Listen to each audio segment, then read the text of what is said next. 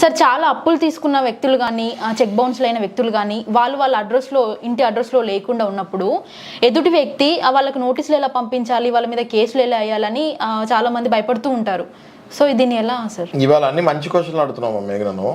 ఇది కూడా సహజంగా చాలా మందికి డౌట్. ఇది అప్పు తీసుకుంటారు, ఇల్లు ఖాళీ చేసి వెళ్ళిపోతారు, చెక్లు ఏవో ఇస్తారు, అవి బౌన్స్లు అవుతాయి, మనం నోటీస్ పెడతాం, ఆ ఇంట్లో ఉండడు.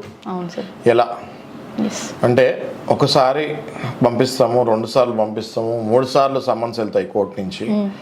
దాని తర్వాత మనము అడ్వకేట్ కమిషన్ని అపాయింట్ చేస్తాము. చేసి NBW అంటే నాన్ బెయిలబుల్ వారెంట్ అనేది ఇష్యూ అవుతుంది. ఇష్యూ అయిన తర్వాత ఈ నాన్ బెయిలబుల్ వారెంట్ అంటే ఏంటి, పట్టుకుంటే ఇంకా బెయిల్ రాదు, అంటే ఫస్ట్ అరెస్ట్ చేసి లోపల వేస్తారు.